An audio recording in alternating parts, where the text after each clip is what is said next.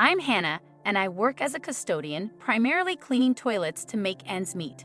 It's not the most glamorous job, but when your family is struggling financially and can't afford to send you to high school, you take whatever opportunity you can get without jeopardizing your family's well-being.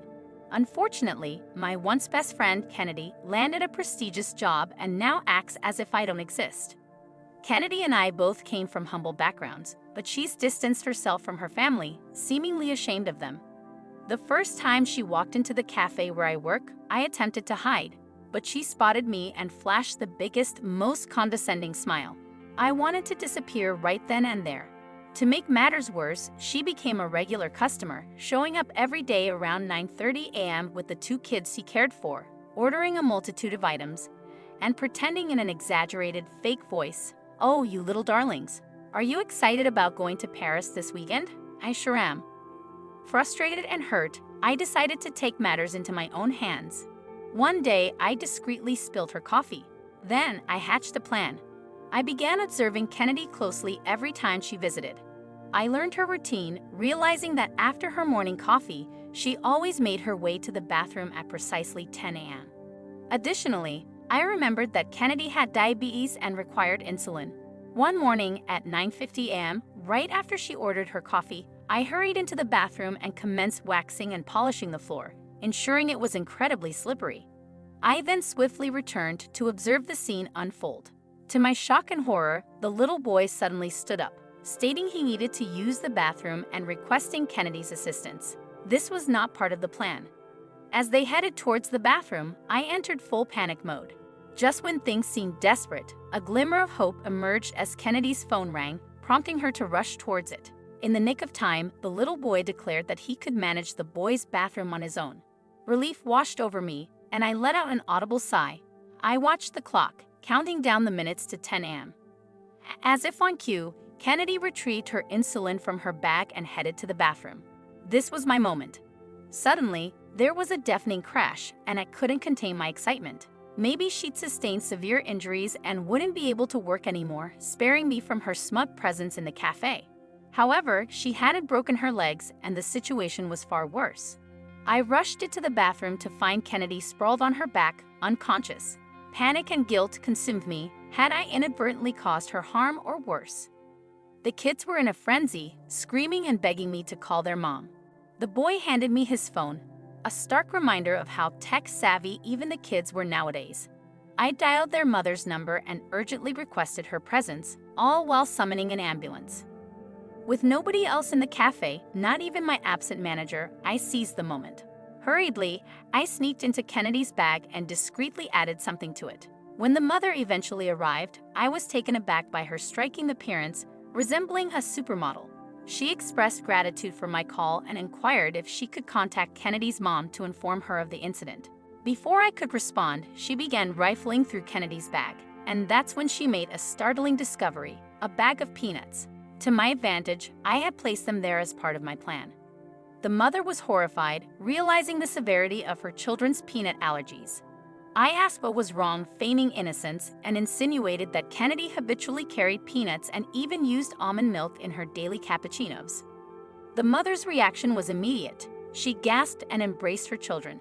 With the ambulance finally on the scene, the paramedics expressed their astonishment, revealing uncertainty about when Kennedy would regain consciousness. Turning to the mom, I offered, "Hey, I can look after the kids in the meantime, if you'd like, just until Kennedy recovers. It would ease your mind." Unexpectedly, the mother turned her gaze toward me and responded, "That girl is not going anywhere near my children. She could have endangered them with those peanuts." "All right, when can you start?" She inquired about my experience with children, and I presented her with my carefully crafted portfolio. I had prepared an assortment of photoshopped photos featuring me and a fictional family I'd invented. She appeared impressed, yet a hint of confusion crossed her face.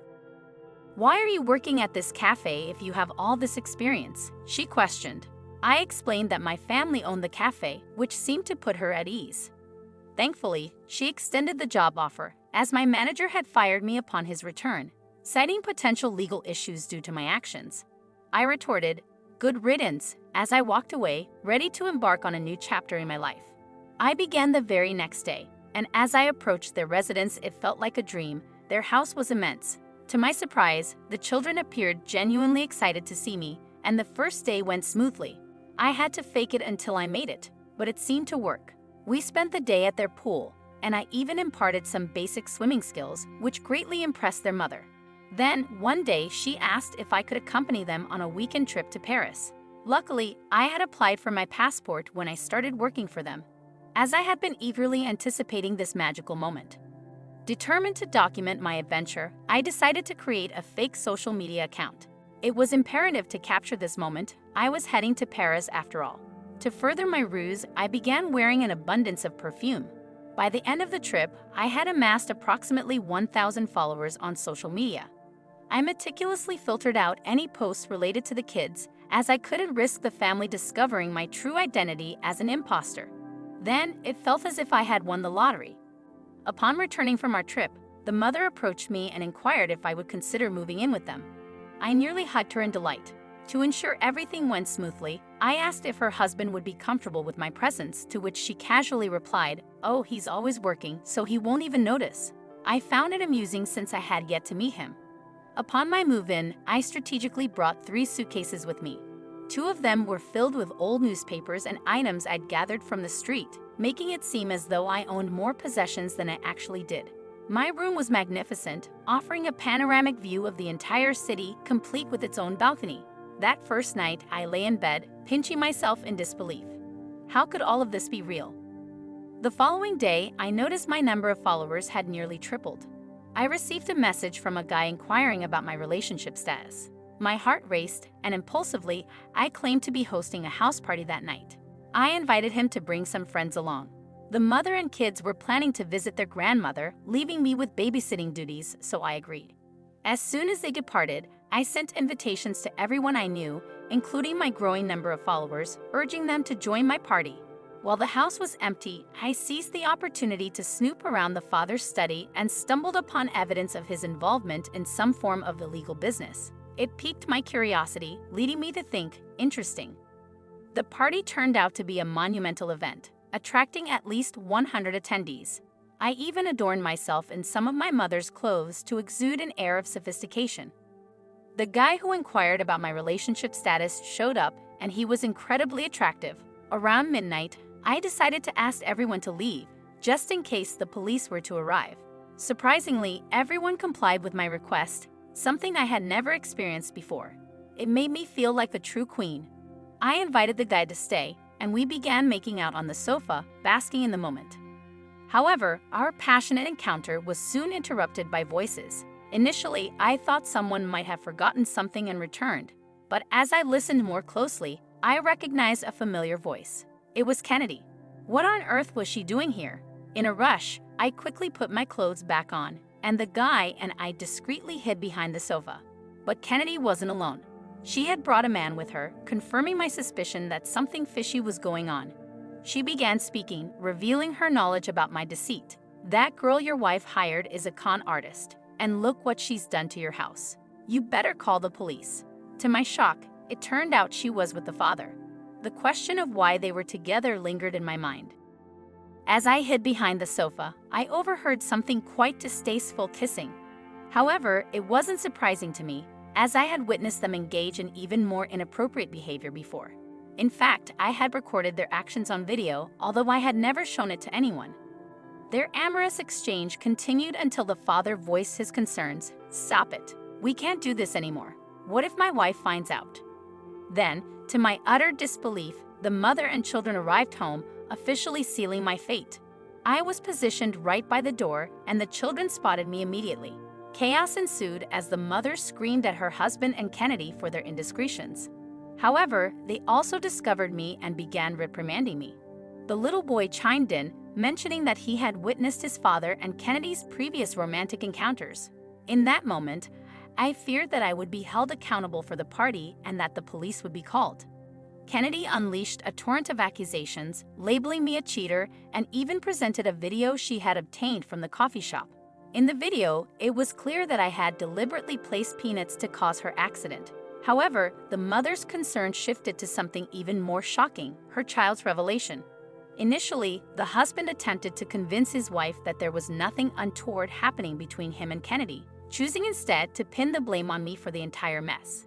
It seemed like he was on the verge of firing me and calling the police to have me arrested. But in a desperate move, I requested a private conversation with him.